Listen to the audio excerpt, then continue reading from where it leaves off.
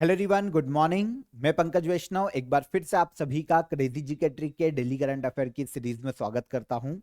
आज के इस सेशन में हमारे सेशन को हम आगे बढ़ाते हुए 21 अगस्त के सभी इंपॉर्टेंट करंट अफेयर को डिटेल में डिस्कस कर लेते हैं। आराम से रिलैक्स होकर पूरे सेशन को देखिए। क्रेजी जीके ट्रिक एप्लीकेशन को चेकआउट कीजिए क्योंकि आपको डेली करंट अफेयर की PDF crazy GK trick application पर ही मिलेगी। कोर्सेज भी आप विजिट कीजिए। तब तक हम चलते हैं आज के करंट अफेयर के पहले क्वेश्चन। इंपॉर्टेंट है, नोट कीजिएगा। 130वां संविधान संशोधन विधेयक 2025 किस आर्टिकल को संशोधित करेगा? रिसेंटली पार्लियामेंट में 130वां कॉन्स्टिट्यूशन अमेंडमेंट बिल लाया गया है 2025 का। अभी केवल देखिए पार्लियामेंट में ये आया है, पार्लियामेंट्री कमेटी को भेजा जाएगा, फिर बाद में इसे लोकसभा और राज्यसभा में पास करने के लिए लाया जाएगा। फाइनली अगर प्रेसिडेंट के सिग्नेचर मिल जाते हैं पास होने के बाद तो ये बन जाएगा एक अधिनियम और इंडियन कॉन्स्टिट्यूशन में 107वें संविधान संशोधन के रूप में ये लिस्ट किया जाएगा। तो बिल है 130वां संविधान संशोधन बिल, और अगर अधिनियम बनता है, एक्ट बनता है, तो 107वां संविधान संशोधन अधिनियम बनेगा। ये अगर पास हो जाता है, एक्ट बन जाता है, तो ये संशोधित करेगा आर्टिकल 75 को। इंडियन कॉन्स्टिट्यूशन का आर्टिकल 75 मंत्रियों के बारे में उपबंध करता है। कौन से मंत्री? केंद्रीय मंत्री, फॉर एग्जाम्पल पीएम और जो काउंसिल ऑफ मिनिस्टर है उनके बारे में उपबंध या प्रावधान आर्टिकल 75 में देखने को मिलते हैं। मतलब ये जो बिल लाया गया है ये पीएम, काउंसिल ऑफ मिनिस्टर और इसके अलावा स्टेट में सीएम और स्टेट काउंसिल ऑफ मिनिस्टर से संबंधित है। देखिए बिल क्या है समझिए।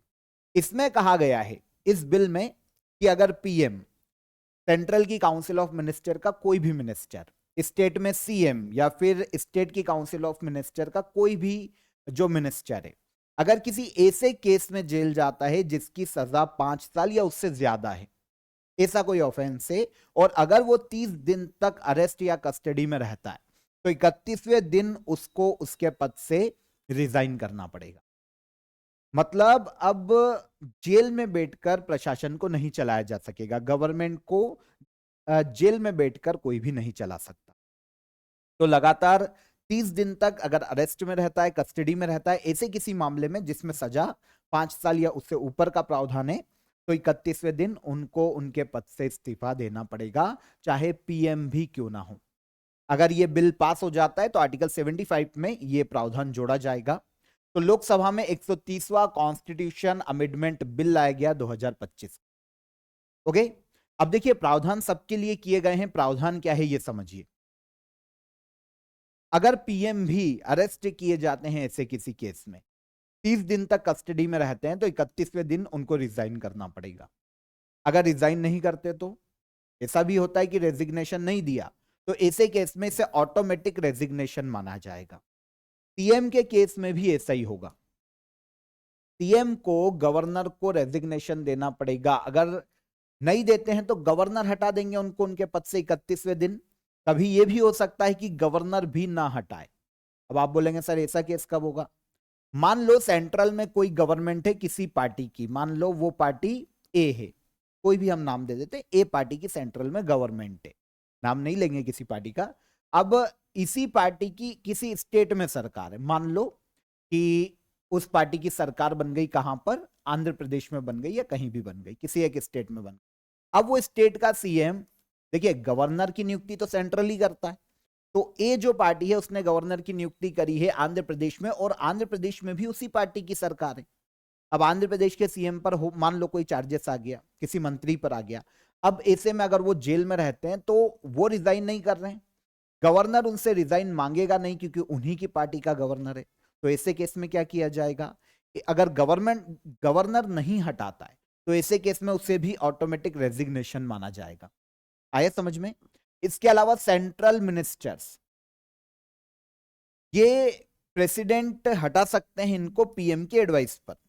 अगर ये रेजिग्नेशन दे तो ठीक, नहीं दे तो पीएम की एडवाइस पर प्रेसिडेंट हटा देंगे, और कभी अगर पीएम ने भी एडवाइस नहीं किया तो इसे भी ऑटोमेटिक रेजिग्नेशन माना जाएगा। Same state council of minister में भी होगा। गवर्नर सीएम की एडवाइस से अगर या तो खुद रिजाइन कर दे, अगर वो नेता नहीं कर रहा है, मिनिस्टर नहीं कर रहा है, तो सीएम एडवाइस कर दे गवर्नर को कि हटा दो, कभी सीएम ने भी एडवाइस नहीं की क्योंकि उसी के मंत्री को हटाने के लिए कैसे एडवाइस करेगा, तो ऐसे केस में इसे भी ऑटोमेटिक रेजिग्नेशन माना जाएगा। तो ये जो प्रावधान है PM, council of minister, state में जो मंत्री होते, मिनिस्टर होते, उनके लिए किया गया।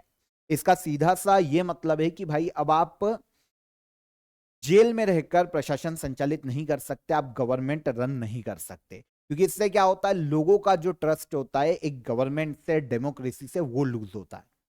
मतलब हमने जिनको चुना है वो खुद जेल में बैठे हैं और जेल से फिर प्रशासन को चला रहे। हालांकि विपक्ष काफी विरोध कर रहा है, विपक्ष का ये भी कहना है, जो अपोजिशन है उनका कहना है कि भाई इससे तो डिक्टेटरशिप बढ़ेगी। हो सकता है केंद्र में कोई सरकार, जो स्टेट में अपोजिशन की जब सरकार रहेगी, तो उनके मिनिस्टर को किसी केस में फंसाकर उनकी गवर्नमेंट गिरा दे।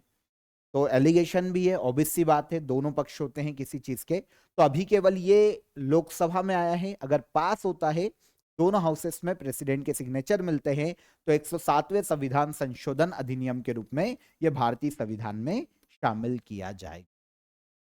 ऑप्शन में आर्टिकल 75 था, तो आर्टिकल 75 में कुछ एडिशनल चीजें जोड़ी जाएगी। सेकेंड क्वेश्चन, जम्मू और कश्मीर के लेफ्टिनेंट गवर्नर जम्मू कश्मीर विधानसभा में कितने मेंबर्स को नॉमिनेट कर सकते हैं? जम्मू कश्मीर के लेफ्टिनेंट गवर्नर, क्योंकि यूनियन टेरिटरी है तो वहां पर लेफ्टिनेंट गवर्नर चलता है। जम्मू कश्मीर के लेफ्टिनेंट गवर्नर जम्मू कश्मीर की असेंबली में, लेजिस्लेटिव असेंबली में 5 मेंबर को नॉमिनेट कर सकते। अब आप बोलोगे कि सर अभी ये मुद्दा क्यों उठा रहे हैं हम? एक्चुअल में हुआ क्या है कि इंडियन गवर्नमेंट ने क्लेरिफिकेशन दिया है जम्मू कश्मीर और लद्दाख हाईकोर्ट को। देखिए केस था, एक्चुअल में हुआ क्या कि एक एक्ट है, आपने ये पढ़ा होगा, जम्मू कश्मीर रीऑर्गेनाइजेशन एक्ट 2019। इसके तहत जम्मू कश्मीर और लद्दाख सेपरेट यूनियन टेरिटरी बनी थी। तो ये जो रीऑर्गेनाइजेशन एक्ट है ना, इसमें ये प्रावधान है कि भाई जो लेफ्टिनेंट गवर्नर है ना राज्य की, जम्मू कश्मीर की विधानसभा में 5 मेंबर को नॉमिनेट कर सकते हैं। अब हुआ ये कि कांग्रेस के एक लीडर है विपक्ष में वहां पर, जिनका नाम है रविंद्र कुमार शर्मा, ये हाईकोर्ट चले गए थे। इन्होंने हाईकोर्ट में पिटीशन डाली और ये सवाल उठाया कि जब लेफ्टिनेंट गवर्नर राज्य की विधानसभा में 5 मेंबर को नॉमिनेट करेंगे तो क्या वो काउंसिल ऑफ मिनिस्टर से नहीं पूछेंगे, क्या एडवाइस नहीं लेंगे? क्योंकि हर राज्य में तो यही प्रावधान है कि जो गवर्नर होते हैं या किसी भी राज्य में लेफ्टिनेंट गवर्नर होते हैं तो वो इलेक्टेड गवर्नमेंट से एडवाइस करते हैं किसी को भी अपॉइंट करने से पहले। जैसे अगर आपने कभी पॉलिटी पढ़ा होगा तो आपको पता होगा कि जो एक एंग्लो इंडियन की नियुक्ति थी, जो गवर्नर है वो काउंसिल ऑफ मिनिस्टर की सिफारिश पर काम करता है। तो जो एंग्लो इंडियन की सीट थी, चाहे वो विधानसभा में थी पहले, अब तो खत्म हो गई है, तो एंग्लो इंडियन की नियुक्ति काउंसिल ऑफ मिनिस्टर की सिफारिश पर गवर्नर करते थे। इसके अलावा जो विधान परिषद अगर किसी राज्य में है तो उसके कुछ मेंबर्स होते हैं 1/10 जिनको गवर्नर नॉमिनेट करते हैं, तो वो भी काउंसिल ऑफ मिनिस्टर की सिफारिश पर करते हैं। तो ये रविंद्र कुमार शर्मा पहुंच गए थे हाईकोर्ट, जम्मू कश्मीर और लद्दाख हाईकोर्ट, कि भाई एलजी जो है जम्मू कश्मीर के, वो इलेक्टेड गवर्नमेंट से तो पूछ ही नहीं रहे कि अपॉइंट करें या नहीं करें, इन्होंने तो अपने मन से अपॉइंट कर दिए। तो ऐसे केस में फिर जम्मू कश्मीर लद्दाख हाईकोर्ट ने पूछा इस सेंट्रल गवर्नमेंट से, क्योंकि बिल तो सेंट्रल गवर्नमेंट लेके आई है ना, तो पूछा गया कि भाई क्या ये वैधानिक प्रक्रिया है कि लेफ्टिनेंट गवर्नर नहीं पूछ रहा? तो सेंट्रल ने इसका जवाब दिया कि भाई हमने लेफ्टिनेंट गवर्नर को पावर दी है, क्योंकि जम्मू कश्मीर के हालात आप जानते हैं कैसे हैं, और जम्मू कश्मीर में क्योंकि रीऑर्गेनाइजेशन एक्ट है तो इस एक्ट में हमने स्पेशल पावर दी है लेफ्टिनेंट गवर्नर को, तो ये वैध है, ऐसा कहना है सेंट्रल गवर्नमेंट। तो ये अभी मुद्दा सुर्खियों में था। तो जम्मू कश्मीर लेजिस्लेटिव असेंबली में 5 मेंबर को लेफ्टिनेंट गवर्नर नॉमिनेट कर सकते हैं, ये प्रावधान है जम्मू कश्मीर रीऑर्गेनाइजेशन एक्ट 2019 के तहत।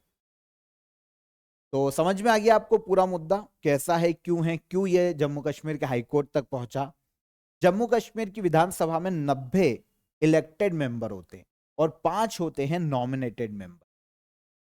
अब ये 5 मेंबर जो एलजी नॉमिनेट करते हैं उनमें से 2 तो होगी महिलाएं, फिक्स होगी, 2 कश्मीरी माइग्रेंट्स होते हैं, ठीक है, और एक ऐसा व्यक्ति जो कि पीओके से माइग्रेट होकर आया हो या पीओके से विस्थापित होकर इधर आया हो वर्तमान जम्मू कश्मीर के एरिया में, तो एक ऐसा व्यक्ति नॉमिनेट किया जा सकता है। तो इन 5 लोगों को जम्मू कश्मीर असेंबली में नॉमिनेट कर सकते हैं वहां के लेफ्टिनेंट गवर्नर। आई होप समझ में आया होगा। आपको ऑफर ऑफ द डे बता देता हूं, आप सभी के लिए general science specially railway group D की एग्जाम के लिए क्रैश कोर्स है 45 डेज का, आप इसे ज्वाइन कर सकते हैं। आपके लिए रिकॉर्डेड लेक्चर्स मिल जाएंगे यहां पर, आपको डिटेल्ड पीडीएफ मिल जाएगी और साथ ही साथ मॉक टेस्ट भी आप यहां पर लगा पाएंगे। तो स्पेशली ग्रुप डी रेलवे के लिए आप इसे काफी अफोर्डेबल प्राइस में अभी ज्वाइन कर सकते हैं। डिस्क्रिप्शन में मैंने आपको इसकी लिंक दे दी है, वहां पर क्लिक करके आप इसे ज्वाइन कीजिए। और इसके अलावा कोई भी हर्डल आता है तो हेल्पलाइन नंबर पर आप कॉल कीजिए, व्हाट्सअप कीजिए, हमारी टीम आपकी मदद कर देगी अगर कोई भी हर्डल आता है। इसके अलावा एप्लीकेशन को आप चेकआउट कीजिएगा, क्योंकि काफी सारे एग्जाम ओरिएंटेड कोर्सेस आपको क्रेजी जीके ट्रिक एप्लीकेशन पर देखने को मिल जाएंगे। ठीक है, आगे आइए। लोकसभा द्वारा पारित आईआईएम संशोधन विधेयक 2025 के तहत भारत का 22वां आईआईएम कहां स्थापित किया जाएगा? तो लोकसभा में अभी एक आईआईएम अमेंडमेंट बिल 2025 पास किया गया है भारत का 22वां आईआईएम स्थापित किए जाने के लिए, और यह स्थापित किया जाएगा असम के गुवाहाटी में। पूर्वोत्तर भारत का दूसरा आईआईएम होगा आईआईएम गुवाहाटी, वैसे ऑल ओवर इंडिया का 22वां आईआईएम। ठीक है, तो भारत में 22वां आईआईएम जो इंडियन इंस्टीट्यूट ऑफ मैनेजमेंट है उसको लिस्ट किया जा रहा है। नॉर्थ ईस्ट इंडिया का पहला जो आईआईएम है वो शिलोंग में स्थापित किया गया था 2007 में, और दूसरा गुवाहाटी में स्थापित किया जा रहा है। इसके लिए पर्टिकुलर बिल लाया गया है आईआईएम अमेंडमेंट बिल 2025। देखिए, इंडिया में जब भी आईआईएम की स्थापना की जानी होती है ना, तो पार्लियामेंट की परमिशन लेनी पड़ती है, अमेंडमेंट बिल लाना पड़ता है, क्योंकि आईआईएम को जो भी फंडिंग दी जाएगी, क्योंकि गवर्नमेंट ऑथराइज्ड है, गवर्नमेंट से फंडिंग मिलती है। एक्चुअल में देखिए, इंस्टीट्यूशन ऑफ नेशनल इंपॉर्टेंस का दर्जा है आईआईएम को। काफी सारे ऐसे इंस्टीट्यूशन है जैसे आईआईटी, आईआईएम, निट, है ना, ऐसे संस्थानों को लिस्ट किया जाता है। तो इसीलिए आईआईएम को जब लिस्ट किया जा रहा है तो एक पर्टिकुलर बिल चाहिए होगा अमेंडमेंट के लिए, क्योंकि ये जो पैसा देना पड़ेगा वो कंसोलिडेटेड फंड से देना पड़ेगा, है ना। एक नया ऑर्गेनाइजेशन जुड़ा है तो एक नया ऑर्गेनाइजेशन को फंडिंग तो देनी पड़ेगी, तो पार्लियामेंट की परमिशन चाहिए होती, इसीलिए अमेंडमेंट बिल लाया गया है। वैसे भारत में Indian institute of management act 2017 में लाया गया था। अमेंडमेंट करके किसी भी इंस्टीट्यूशन को इंस्टीट्यूशन ऑफ नेशनल इंपॉर्टेंस का दर्जा दिया जा सकता है, और क्योंकि आईआईएम गुवाहाटी को जोड़ा जा रहा है तो इसीलिए अमेंडमेंट 2025 में किया जा रहा है। अमेंडमेंट के बाद भारत का 22वां आईआईएम बनेगा कौन? आईआईएम गुवाहाटी। ठीक है, आईआईएम गुवाहाटी असम में 555 करोड़ की लागत से इसका निर्माण किया जा रहा है, मतलब 2025-26 से लेकर 2029-30 तक का बजट है आईआईएम गुवाहाटी के लिए। आईआईएम भारत द्वारा स्थापित इंस्टीट्यूशन है, स्पेशली मैनेजमेंट कोर्सेज के लिए इंस्टीट्यूशन, मैनेजमेंट सब्जेक्ट के लिए इसकी स्थापना की जाती है। प्लानिंग कमीशन की रिकमेंडेशन पर पीएम जवाहरलाल नेहरू के द्वारा इसकी शुरुआत की गई थी, और इंडिया का सबसे पहला आईआईएम देखें तो ये Indian institute of management Kolkata है, 1961 में इसकी स्थापना की। नेशनल स्पेस डे भारत में हर साल कब मनाया जाता है? Very very important. National space day Chandrayaan 3 की सॉफ्ट लैंडिंग के उपलक्ष्य में मनाया जाता है। चंद्रयान 3 की सॉफ्ट लैंडिंग हुई थी 23 अगस्त 2023 में, तो इसकी सालगिरह के उपलक्ष्य में पहली बार नेशनल स्पेस डे मनाया गया 2024 में। यह मनाया जाता है हर साल 23 अगस्त को। सही है, मतलब इस बार 2025 में यह दूसरा नेशनल स्पेस डे 23 अगस्त को मनाया जाएगा। आर्यभट्ट टू गगनयान 2025 में नेशनल स्पेस डे की थीम है। देखिए, चंद्रयान 3 मून पर सक्सेसफुली लैंडिंग की थी इसने, इसी की याद में मनाया जाता है।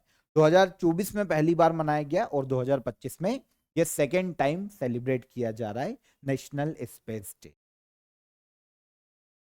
इसरो का अभियान था चंद्रयान 3, 14 जुलाई 2023 को इसे लॉन्च किया गया। जो लॉन्च व्हीकल था वो LVM-3M4 था। ठीक है। इसके माध्यम से चंद्रमा के साउथ पोल पर सफलतापूर्वक लैंडिंग करने वाला वर्ल्ड का पहला देश बना इंडिया। लेकिन ऑल ओवर मून पर लैंड करने वाला दुनिया का फोर्थ या तो स्पेस एजेंसी बोल लो या देश बना इंडिया, इसरो। चाइना, रशिया और यूएसए पहले ये कर चुके हैं चंद्रमा पर सफलतापूर्वक लैंडिंग का काम, और चौथा देश बना है इंडिया। लेकिन साउथ पोल पर पहली बार कोई उतरा है, सॉफ्ट लैंडिंग की है, वर्ल्ड का पहला देश इंडिया। ठीक है। 23 अगस्त 2023 को ये लैंडिंग की गई थी। जो लैंडिंग साइट है उसको आगे चलकर शिव शक्ति पॉइंट का नाम दिया गया। सतीश धवन अंतरिक्ष केंद्र, जो कि आंध्र प्रदेश में श्रीहरिकोटा द्वीप पर है, यहीं से इसरो के सैटेलाइट लॉन्च किए जाते हैं। तो यहीं से चंद्रयान 3 को लॉन्च किया गया था। जो जहां पर लैंडिंग की गई उसको नाम दिया गया शिव शक्ति पॉइंट। दो इक्विपमेंट स्पेशली इसमें लगाए गए थे, एक है लैंडर विक्रम और एक है रोवर प्रज्ञान। लैंडर विक्रम जो कि मून पर लैंड हुआ था, और प्रज्ञान जिसने मून की सरफेस से एक्सपेरिमेंट किए, जो भी सैंपल है वो कलेक्ट किए, तो ये था रोवर प्रज्ञान। भारत सरकार ने किस वस्तु पर से आयात शुल्क मतलब इंपोर्ट ड्यूटी को पूरी तरीके से हाल ही में हटा लिया है? इंडियन गवर्नमेंट ने इंपोर्ट ड्यूटी को हटाया है हाल ही में पूरी तरीके से रॉ कॉटन पर से। देखिए, भारत में काफी सारी टेक्सटाइल इंडस्ट्रीज है। अब दिक्कत यह है कि इंडिया में कॉटन जो है, रॉ कॉटन, वो काफी महंगा होता जा रहा है, क्योंकि अब बहुत कम मात्रा में उगाया जा रहा है। वैसे काफी होता है प्रोडक्शन, लेकिन डिमांड हमारी काफी ज्यादा है। प्रोडक्शन कम है, उत्पादन कम है, डिमांड काफी ज्यादा है। ऐसे केस में टेक्सटाइल इंडस्ट्रीज को रॉ कॉटन की जरूरत है। अब जब हम रॉ कॉटन इंपोर्ट करते हैं तो उस पर लगती है इंपोर्ट ड्यूटी, जो कि इंडियन गवर्नमेंट वसूलती है। नॉर्मली ये 11% थी रॉ कॉटन पर। अब इससे हुआ ये कि भाई हम पे एक तो टैरिफ वॉर अलग चल रहा है, अमेरिका अलग टैरिफ लगा रहा है, दूसरे देशों की, यूरोपीय देशों की नजरों में हम पहले से ही हैं, क्योंकि ये नाटो और सब मिले जुले। ठीक है। तो ऐसे केस में भाई हमारी इंडस्ट्रीज को, अब भाई जब ये हमारे लोकल जो रॉ कॉटन प्रोड्यूसर है उनसे जब रॉ कॉटन लेंगे, पहले ही महंगा मिल रहा है, उसके बाद जब प्रोडक्ट बनाकर बेचेंगे तो वो और महंगा हुआ, और फिर टैरिफ अलग लग रहा है, तो उससे वो फिर डबल रेट में, तिवल रेट में हो गया। तो भाई ऐसे तो हमारी टेक्सटाइल इंडस्ट्री डूब जाएगी। तो इंडियन गवर्नमेंट ने क्या किया है कि रॉ कॉटन जो इंपोर्ट किया जाता है टेक्सटाइल इंडस्ट्रीज के लिए, ये कर दिया कि आप 11% इंपोर्ट ड्यूटी मत दो, इंपोर्ट करो, एक सही चार्ज में बनाओ, सही प्राइस में बनाओ, और फिर बेचो, और फिर टैरिफ वगैरह का तो क्या ही कर सकते हैं, जो लग रहा है वो तो देना ही पड़ेगा। ठीक है। तो इंपोर्ट ड्यूटी एक इनडायरेक्ट टैक्स है, ध्यान रखना। जो इंपोर्टेड गुड्स होता है ना, उस पर लगता है। स्पेशली कस्टम एक्ट 1962 और कस्टम टैरिफ एक्ट 1975, इनके कानून के तहत इंपोर्ट ड्यूटी किसी भी प्रोडक्ट पर इंडिया में लगाई जाती। तो रॉ कॉटन पर 11% इंपोर्ट ड्यूटी थी, इसे इंडियन गवर्नमेंट ने हाल ही में हटा लिया। आपको पता है ये जो इंपोर्ट ड्यूटी है central board of indirect taxes और कस्टम्स के द्वारा लगाया जाता है इंडिया में। एक स्टेचुरी बॉडी है, मतलब पार्लियामेंट में किसी कानून के द्वारा इसे स्थापित किया गया, पर्टिकुलर एक एक्ट लाया गया था और उसके माध्यम से इसको स्थापित किया गया है। Indirect taxes, custom duties, excise duties, GST के सेक्टर में ये काम करती है, वसूलने और लगाने का काम करती है। Department of revenue finance ministry के अंतर्गत ये कार्य करती है संस्था। ओके, सीबीआईसी फाउंडेशन 1944 में हुआ था, नई दिल्ली में हेडक्वार्टर है, और संजय अग्रवाल इसके चेयरमैन के पद पर हैं, अध्यक्ष के पद पर। सहरिया जनजाति मुख्य रूप से भारत के किन राज्यों में पाई जाती है? सहरिया जनजाति ये मेनली हमको मध्य प्रदेश और राजस्थान में इनका निवास देखने को मिलता है। एक तो एमपी का उत्तरी जो क्षेत्र है, जो नॉर्थ एरिया है, नॉर्दर्न एरिया है, एक तो स्पेशली नॉर्थ वेस्ट आप बोल सकते हैं, जो भिंड मुरैना शिवपुरी का एरिया से नॉर्थ से क्षेत्रीय है एमपी का। तो एमपी के उत्तर में और इसके अलावा राजस्थान में ये देखने को मिलती है सहरिया ट्राइब। बहुत ही फेमस ट्राइब है एमपी और राजस्थान की। अभी क्या हुआ है कि एक सर्वे हुआ है, एक रिसर्च हुई है इन जनजाति पर। बनारस हिंदू यूनिवर्सिटी और 4 और इंस्टीट्यूशन ने मिलकर ये रिसर्च की, और एक निष्कर्ष यहां पर पता चला कि सहरिया जनजाति के लोगों में टीबी आ, जो रोग है एक बैक्टीरिया से फैलता है, आपको पता है, फेफड़े लंग से संबंधित बीमारी। तो टीबी की जो बीमारी है वो सहरिया जनजाति में सबसे ज्यादा पाई जाती है, ट्यूबरकुलोसिस। और उसका कारण है इनका डीएनए, डीएनए से जुड़ा हुआ कारण है। मतलब इनको वंशानुगत टीबी की बीमारी देखने को मिलती है सहरिया जनजाति में। इस निष्कर्ष पर पहुंचा है बनारस हिंदू यूनिवर्सिटी और ये इंस्टीट्यूशन। तो एक सर्वे था, एक रिसर्च की गई है सहरिया जनजाति पर, जिसके कारण सहरिया ट्राइब बहुत ही सुर्खियों में थी। एमपी और राजस्थान के क्षेत्र में इनका निवास देखने को मिलता है। बात करेंगे इनकी, लेकिन उसके पहले हम टीबी की बात करते हैं। ट्यूबरकुलोसिस बैक्टीरिया के कारण होने वाला एक रोग है। जो बैक्टीरिया इसका कारण है उससे कहा जाता है माइकोबैक्टीरियम ट्यूबरकुलोसिस। बैक्टीरिया का ही नाम है, तो शॉर्ट में हो जाता है टी और बी। बीमारी मेनली लंग्स को प्रभावित करती है, फेफड़ों को प्रभावित करने वाली बीमारी है। और इसके लिए जो वैक्सीन लगती है बीसीजी वैक्सीन के नाम से उसे पुकारा जाता है। Okay, come to the point. Sahariya tribe यहां पर बात कर लेते हैं। लोकेशन एमपी और राजस्थान में इनका निवास देखने को मिलता है। एमपी में मुरैना, शिवपुर, श्योपुर, भिंड, ग्वालियर ऐसे रीजन में ये निवास करती है।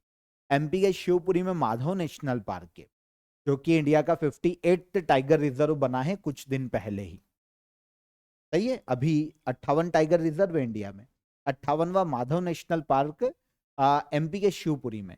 तो इस माधव नेशनल पार्क में भी सहरिया का निवास देखने को मिलता है। राजस्थान के भी कुछ क्षेत्रों में देखने को मिलती है।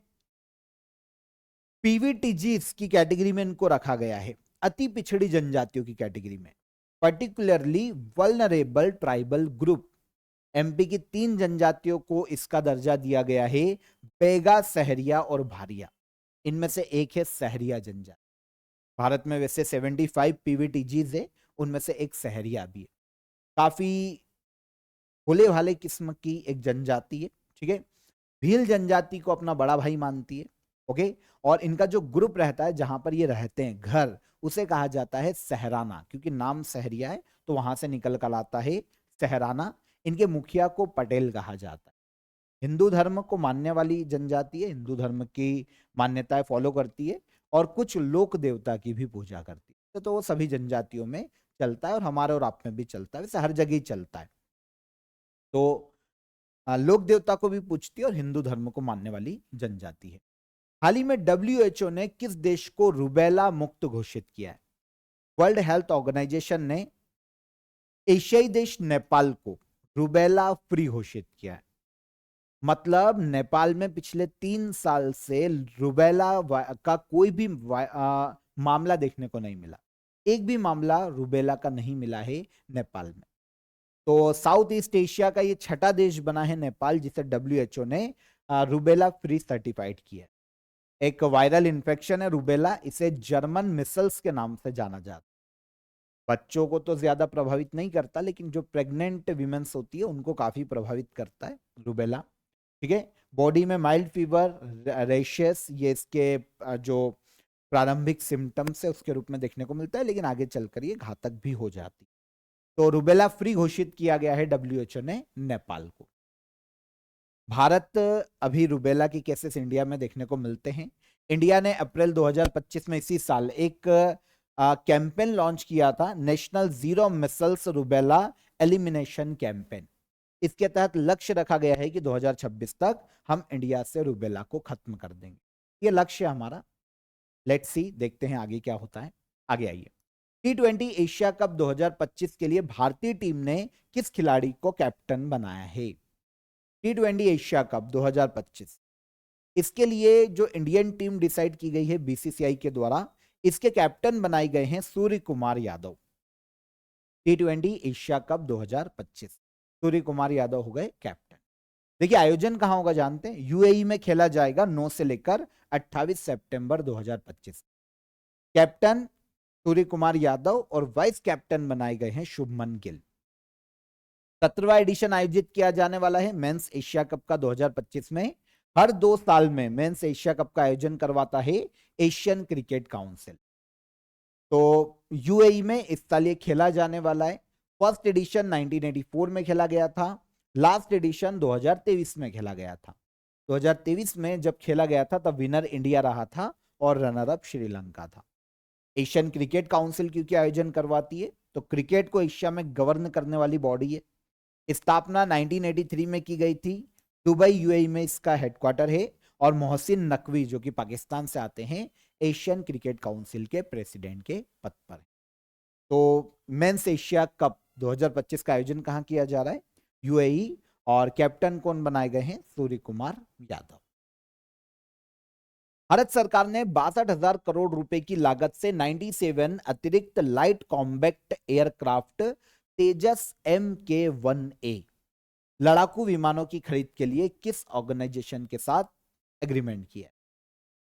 तो इंडियन जो गवर्नमेंट है ना, उसने 62,000 करोड़ रुपए को मंजूरी प्रदान की है ताकि वो खरीद सके 97 अतिरिक्त लाइट कॉम्बैक्ट एयरक्राफ्ट तेजस MK-1A लड़ाकू या फाइटर जेट।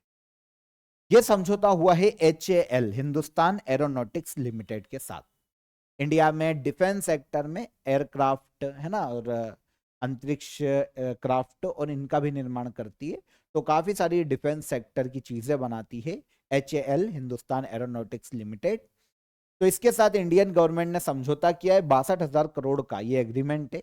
वैसे इसके पहले फरवरी 2021 में HAL से 83 तेजस MK-1A एयरक्राफ्ट के लिए या फाइटर जेट के लिए 36,400 करोड़ रुपए का पहले भी ऑर्डर दिया जा चुका है और अब 97 अतिरिक्त लाइट कॉम्बैक्ट एयरक्राफ्ट तेजस MK-1A मंगाए जाएंगे। HAL इसका निर्माण कर। तो तेजस MK-1A है ना, स्वदेशी रूप से निर्मित कॉम्बैट एयरक्राफ्ट है। इसका निर्माण मैन्युफैक्चरर हिंदुस्तान एरोनॉटिक्स लिमिटेड ही है। एक या दो क्रू मेंबर की क्षमता होती है इसकी। Maximum speed 2220 kilometre per hour होती है और कॉम्बैट रेंज देखें तो ये 739 किलोमीटर की तेजस की है ना।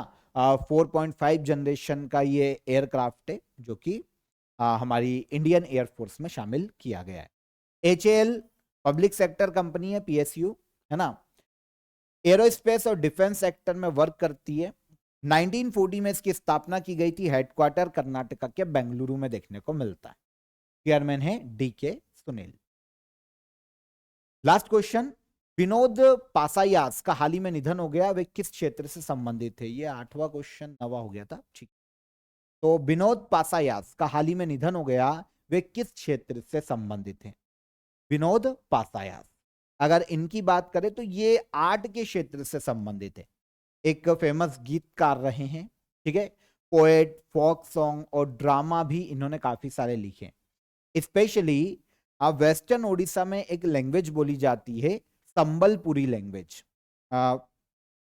पश्चिमी जो ओडिशा का क्षेत्र है, जो रीजन है, वहां पर ये एक रीजनल लैंग्वेज है। इस लैंग्वेज में काफी सारे इन्होंने सॉन्ग्स और ड्रामा लिखे और साथ ही साथ गाते भी थे। तो संबलपुरी आर्ट को बढ़ावा देने के लिए कला के क्षेत्र में या आर्ट के क्षेत्र में इनको 2024 में ही पद्मश्री से सम्मानित किया गया था।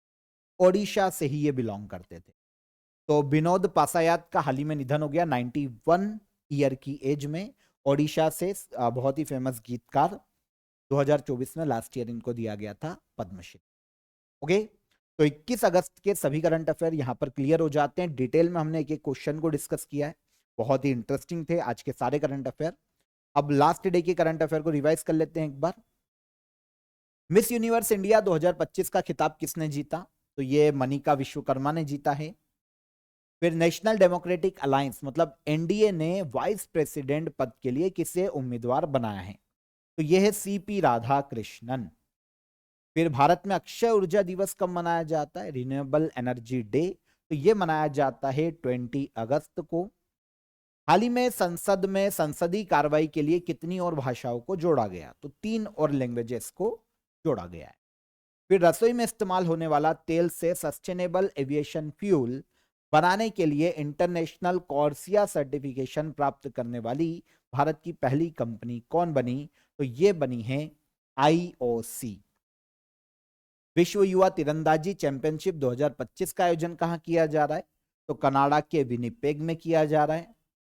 इंटरनेशनल सम्मेलन मिल मेडिकॉन 2025 का आयोजन किसके द्वारा किया जाएगा? तो ये इंडियन आर्मी करेगी इसका आयोजन नई दिल्ली में। उत्तर प्रदेश का पहला ग्रीन हाइड्रोजन प्लांट कहाँ स्थापित किया गया? तो ये स्थापित किया गया गोरखपुर में, यूपी में। श्रम श्री योजना किस राज्य सरकार के द्वारा शुरू की गई? तो ये शुरू की गई वेस्ट बंगाल में। फिर असम राइफल्स ने एडवांस ड्रोन ट्रेनिंग के लिए किसके साथ एग्रीमेंट किया है? तो ये एग्रीमेंट हुआ है Indian institute of information technology Manipur के साथ। तो ये सारे करंट अफेयर कल के सेशन के रिवाइज हो जाते हैं। अब क्वेश्चन ऑफ द डे का आंसर ले लीजिए। Attorney general of India Indian constitution के आर्टिकल 76 में उल्लेखित है, पानी में जो हवा का बुलबुला है वो कॉन्केव लेंस या अवतल लेंस के रूप में कार्य करता है या अवतल लेंस की तरह कार्य करता है। विक्रम संवत की शुरुआत की गई थी 57 बीसी में, ओके, 57 ईस्वी पूर्व में। तो ये तीनों क्वेश्चन के आंसर बिल्कुल सही हैं आप सभी के। पूजा का भी यहां पर बिल्कुल सही आंसर आया है, पूजा टांडेकर। और इसके अलावा सज्जाद आलम, इन्होंने तारीफ की है थोड़ी हमारे करंट अफेयर की, तो इन्होंने कहा है कि बहुत ही बेनिफिट है। इसलिए मैं आपको बार बार कहता हूं कि लगातार आप करंट अफेयर को देखते रहिए और डेली वॉच कीजिए, क्योंकि हर एग्जाम में जो करंट अफेयर पूछा जाएगा वो डेली करंट अफेयर से ही निकल के आने वाला है। चाहे तो क्वेश्चन हो या जो मैं आपको डिटेल बताता हूं, ध्यान से सुनिए, वहीं से आपको पूरा करंट अफेयर निकल के आएगा। तो बहुत लंबा कमेंट है, इसलिए मैंने आपको बता दिया शॉर्ट में कि इन्होंने तारीफ की है सज्जाद आलम ने। अब आज के क्वेश्चन ऑफ द डे देख लीजिए। संविधान में अभी तक कितने संशोधन किए गए? पहला क्वेश्चन। पानी का अधिकतम घनत्व किस तापमान पर होता है? और फोटोग्राफी में फिक्सर के रूप में किस रसायन का उपयोग किया जाता है? तीनों क्वेश्चन इंटरेस्टिंग है, कमेंट में आंसर कीजिएगा। सेशन पसंद आया हो तो लाइक और शेयर करके जाइए। चैनल पर पहली बार आए हैं तो चैनल को सब्सक्राइब कर लीजिए। फिर मुलाकात करेंगे कल के डेली करंट अफेयर में। तब तक ख्याल रखिए अपना। जय हिंद, जय भारत। खुश रहिए और आराम से तैयारी कीजिए, बिल्कुल डेडिकेटेड होके आराम से पढ़िए। कल फिर मुलाकात करेंगे कल के सेशन।